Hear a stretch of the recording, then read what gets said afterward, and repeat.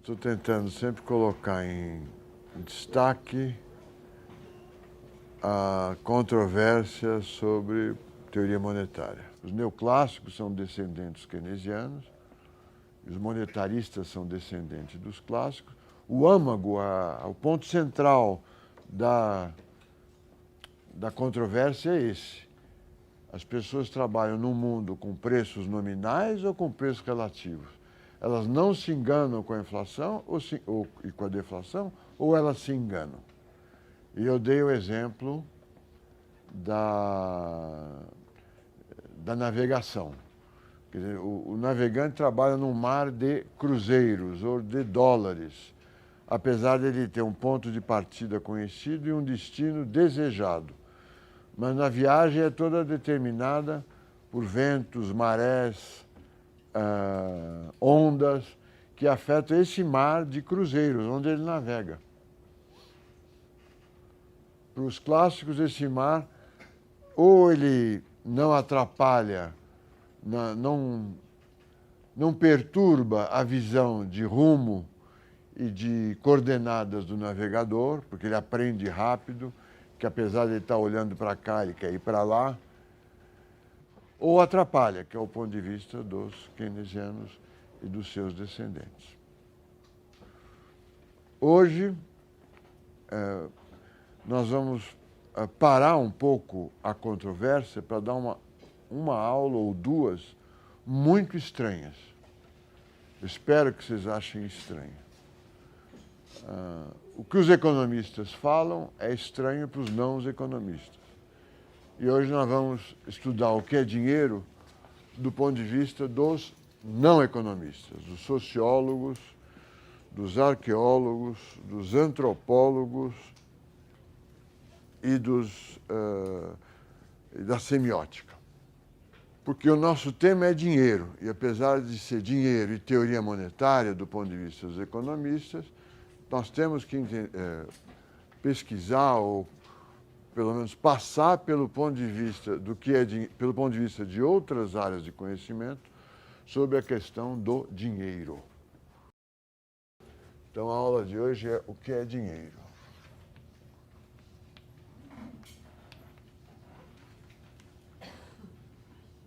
E a bibliografia é de autores clássicos ou consagrados, digamos assim, e vale a pena ler.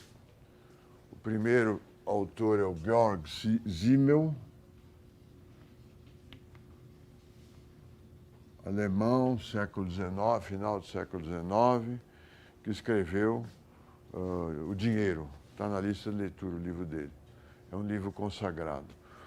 O outro livro é de um economista francês, Jacques Attali, que foi ministro do planejamento do Mitterrand e do Orleans, chamado Violência da Moeda. O terceiro livro é do Polanyi, é um artigo que também está citado na lista de leitura, A Sociologia... o quarto é o Roland Barthes, é um livro de artigo chamado Mitologie, que tem em português. Também não precisa ler, só se vocês tiverem curiosidade. Eu gostaria que vocês tivessem curiosidade. Então, a sociologia do dinheiro.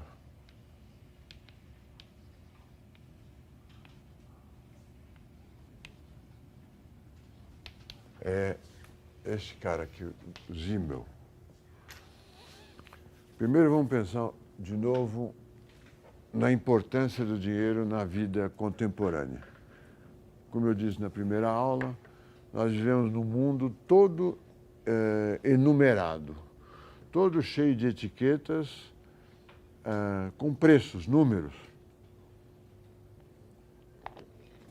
A água custa R$2, esse teclado aqui está meio velho, mas deve custar uns R$300, o telefone custa R$2.000, um sapato custa R$150, O salário mínimo é 545. No mundo contemporâneo, o mundo contemporâneo produziu um jargão. Cada época tem um jargão, tem uma gíria e um jargão. Uma porção de palavras utilizadas por todos de uma forma aparentemente consensual, mas que de fato consensual não é. Então hoje, as palavras do jargão do século XXI, 2012, são sustentabilidade, cidadania, transparência e outras palavras desse tipo que vocês encontrarão nos lábios das pessoas bem-intencionadas. Mas, de tanto serem aplaudidas e consensuais, elas perderam o sentido. Mas outra palavra do século XXI e de 2012 é produzir valor. A minha empresa produz valor, essa atividade produz valor. Esse é um jargão importado dos economistas, ou da economia. E produzir valor quer dizer gastar ou gerar mais receita do que custos.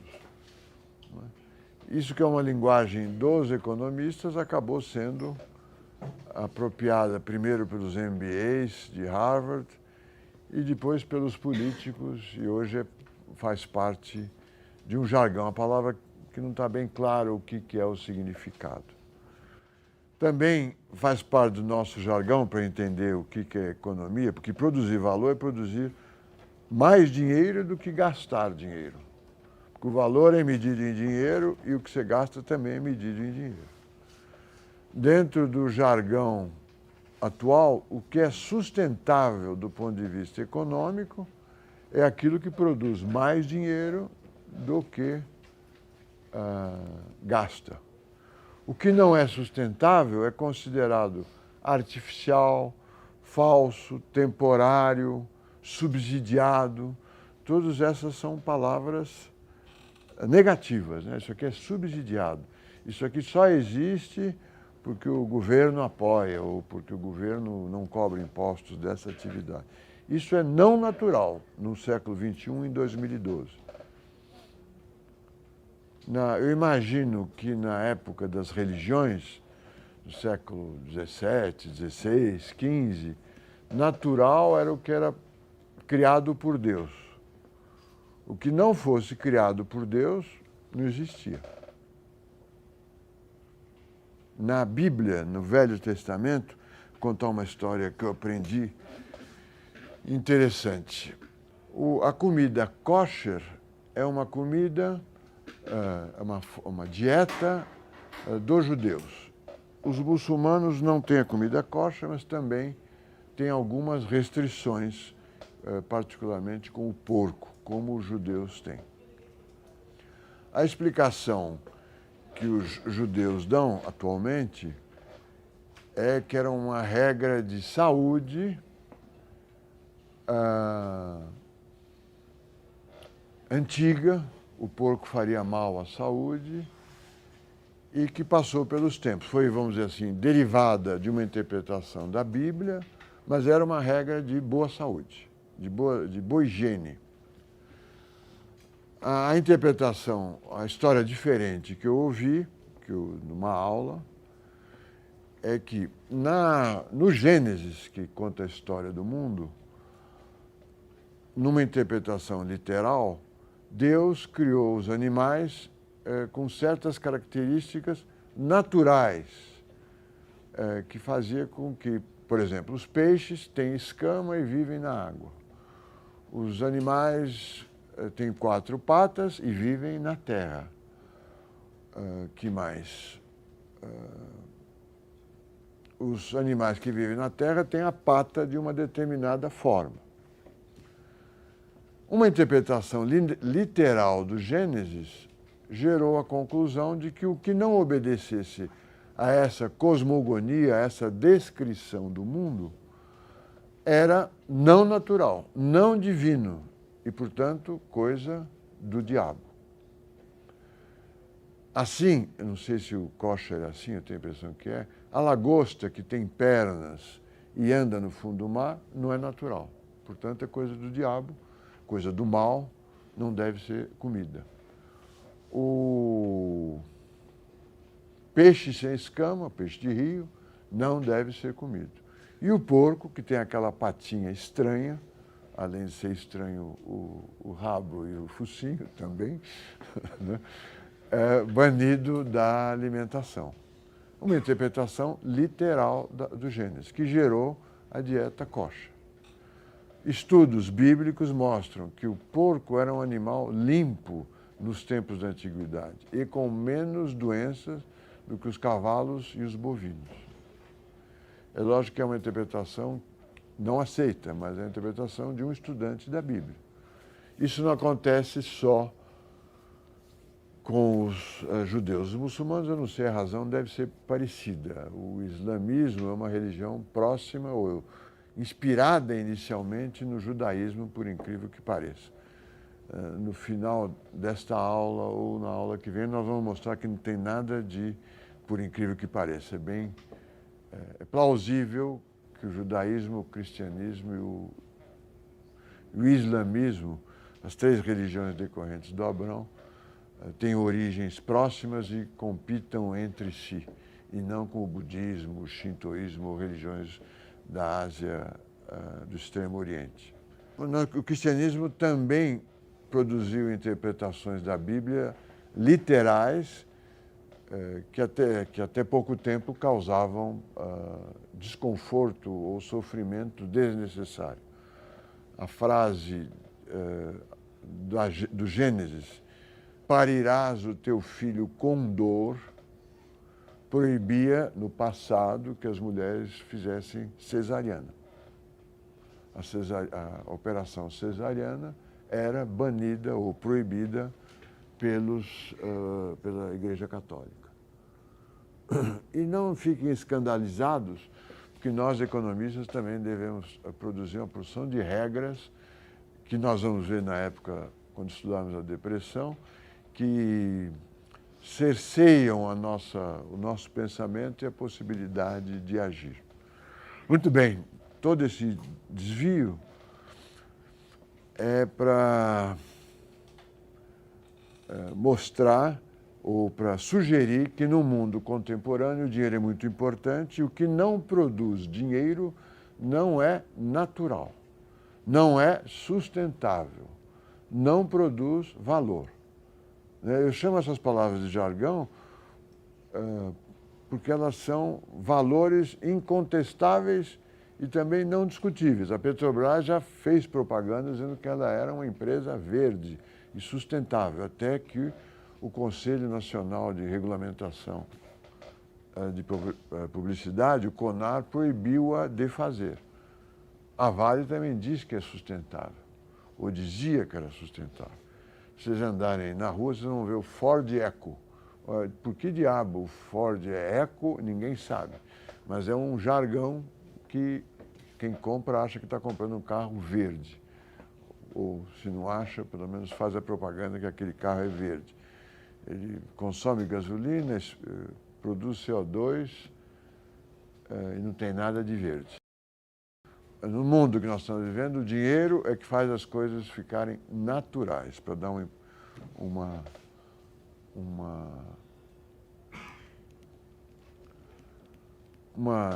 exemplo de como o dinheiro é importante na economia capitalista e no século XXI.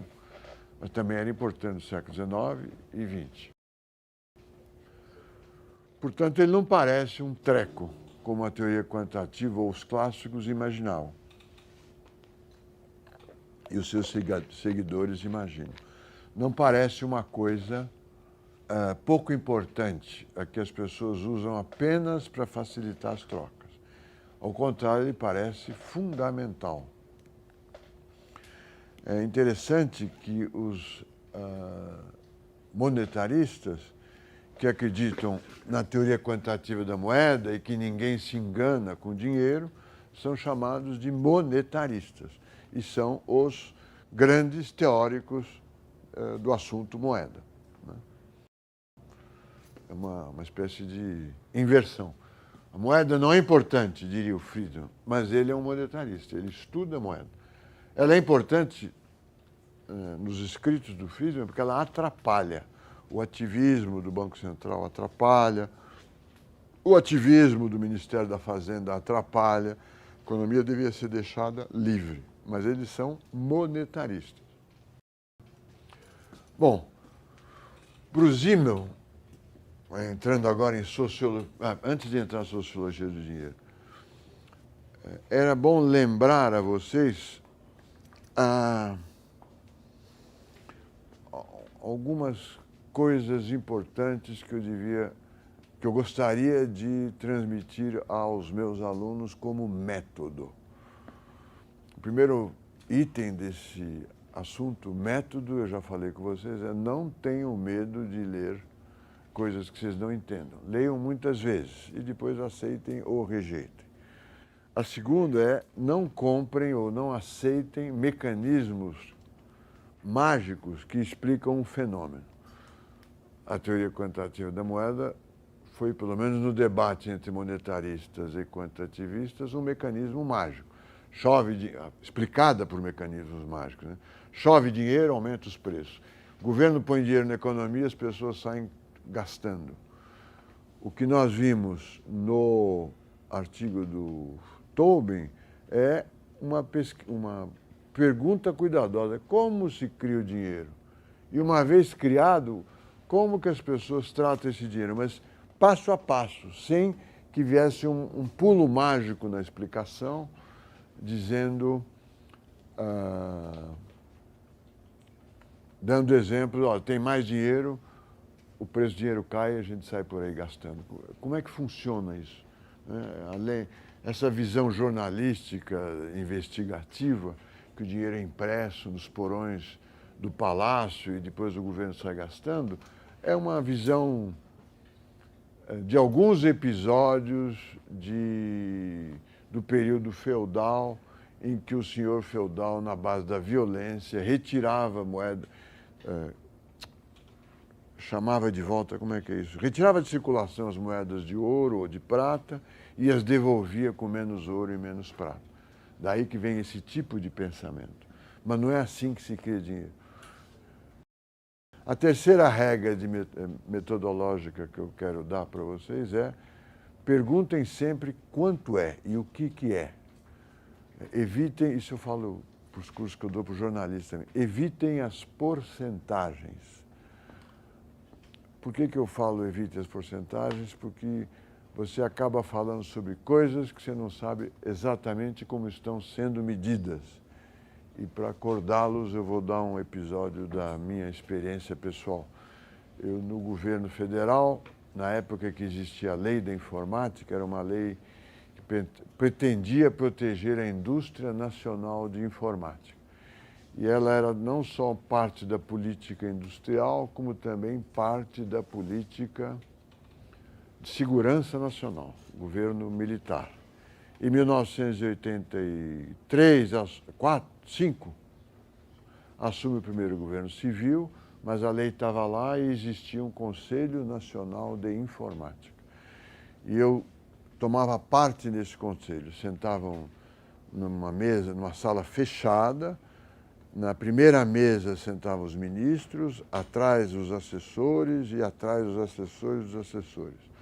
Era uma reunião tensa, em que sentavam o ministro, na época existia o ministro do Exército, o ministro da Marinha, o ministro da Aeronáutica, o chefe do Serviço Nacional de Informações, um representante do presidente da República e outras altas autoridades. O ministro da Ciência e Tecnologia era um homem que havia sido perseguido pelo governo militar, o ministro Renato Archer. E o tema da reunião era incentivo fiscal para a indústria de informática. E houve uma grande briga entre, vamos dizer, os militares e os civis, uma grande discussão se a porcentagem devia ser 5% ou 10%. Eu não era um homem aplicado nesse assunto, eu estava lá por força da posição que eu ocupava, era obrigado a estar lá, mas eu vi aquela discussão, se era 5% ou 10%. E resolvi perguntar 5% ou 10% de quê? Da receita, do lucro, do imposto devido, do quê? 5% é para cada 100, 5. É um número puro. E para meu espanto, ninguém sabia do que se tratava. Se era 5% do lucro, ninguém tinha sido aplicado, que nem eu, né? Se era 5% da receita, se era 5% do imposto. E assim acabou aquela reunião. Então, eu proponho para vocês também, sempre que ouvirem falar porcentagem, tenham sempre a curiosidade genuína e perguntam 5% de quê ou 10% de quê. Principalmente nós, economistas, que estamos sempre falando em porcentagens. A porcentagem é um número puro, ele não tem medida. 1 metro é um número que tem uma medida. 1 metro você vai em Paris, eu acho, tem lá um pedaço de metal absolutamente insensível à temperatura e pressão, que representa 1 metro. Todo fabricante de fita métrica vai lá, tira uma medida e faz fitas métricas. 1 quilo também é uma medida concreta. Não sei se existe um padrão, mas é a medida da atração que o corpo, que a gravidade da Terra exerce sobre todos os corpos. Portanto, nós sabemos o que é 10 quilos ou 5 quilos. A temperatura também é a medida concreta, 20 graus centígrados ou 40 graus Fahrenheit. Tem uma medida precisa, é uma medida concreta. O dinheiro é um número puro. Se perguntar o que é R$1? R$1 é R$1, é um índice, ele não mede nada. Quer dizer, é um número que expressa uma unidade abstrata, R$1. Ou $1, ou €1. Não há nenhum lugar do mundo, no século XXI, que você possa encontrar o que seja equivalente a €1. Uma sala onde tem lá, ó, isso aqui é 6 diamantes, uma barra de ouro, não sei o que, isso aqui vale €1. Não é assim. Foi assim, ou gostariam que fosse assim, na época do padrão ouro. Uma unidade monetária valia uma certa quantidade de ouro, comprava uma certa quantidade de ouro. Mas isso acabou em 1932 pela primeira vez, em 1971 pela segunda vez. Hoje R$1 é R$1. É um índice, como você diz, olha, se a altura média dessa classe que é 1,75 m, quem é mais baixo mede 1,75 eu faço igual a 100.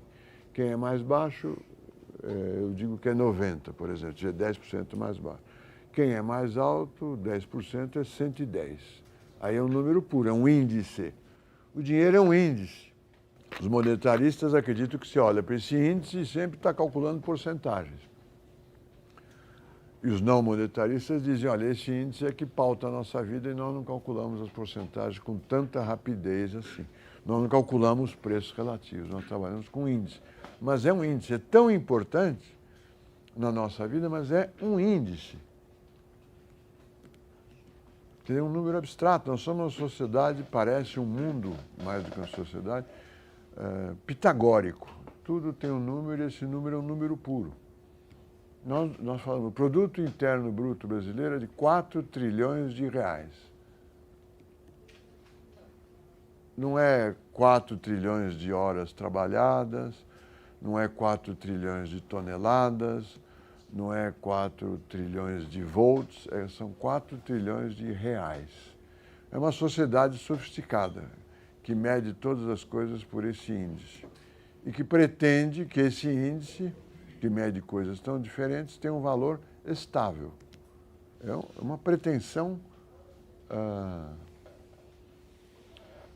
é um desejo pretensioso, é uma demanda pretensiosa. Numerar todas as coisas por um índice e esperar que essa média de todos os índices seja estável. É surpreendente. O Simmel, voltando à sociologia, primeiro podemos definir de forma geral, do ponto de vista sociológico, dinheiro é uma instituição. E instituição, para simplificar a discussão, é a regra do jogo. Não é o jogo, mas a regra do jogo. Mas é uma regra importante. Ele começa as suas afirmações, sua pesquisa, dizendo que o dinheiro é a instituição necessária, quer dizer, sem a qual não há, sem a qual o que se segue não pode existir, para a existência de uma sociedade de indivíduos. Nós vivemos numa sociedade de indivíduos. No período feudal, era uma sociedade de senhores, aristocratas, e hierarquicamente para baixo eram vassalos ou escravos do senhor feudal. Em Roma e Grécia, é uma sociedade de cidadãos e escravos. Os cidadãos são uma parcela pequena da sociedade que tinha um governo democrático, mas embaixo eram escravos. Só os aristocratas, os romanos, eram reconhecidos como cidadãos. Nós vivemos, desde a Revolução Francesa, numa sociedade de indivíduos. E os economistas fazem teorias sobre uma sociedade de indivíduos. Indivíduos são pessoas abstratas. Quando eu compro um telefone celular na Apple, ou da Apple, quem está comprando ali é um consumidor, não é o João. Se eu for surdo, cego e maneta, ou sem um dos braços, quer dizer, não posso, ou sem os dois, não posso, sou uma pessoa concreta, não posso operar um iPhone, mesmo assim o vendedor me venderá um iPhone. Eu sou um indivíduo que tem o direito de comprar o iPhone. E ele, se está à venda para todos, ele tem que vender para mim também. O indivíduo é uma pessoa abstrata que reconhece os outros indivíduos, não os mata quando chegam perto, não se apavora quando eles chegam perto, ele reconhece os outros e exige reconhecimento dos outros para si mesmo, mas como uma pessoa abstrata. Pessoa abstrata não tem nome, não tem história, só tem a característica de ser um ser humano que tem direitos e obrigações. Essa sociedade só existe se houver dinheiro. E vamos pensar por quê. Se não existisse dinheiro, primeiro, não existiria mercadoria, né? A possibilidade de trocar todas as coisas, particularmente trabalho, por uma outra coisa. O mundo de trocas diretas é um mundo teórico, na prática ele não existe. Os eventos de troca direta são muito escassos e são em relações internacionais de sociedades primitivas ou em experimentos bem intencionados em momentos de crise que em alguns lugares se faz troca direta e sai no Globo Repórter, mas não é uma característica predominante ou importante da sociedade capitalista.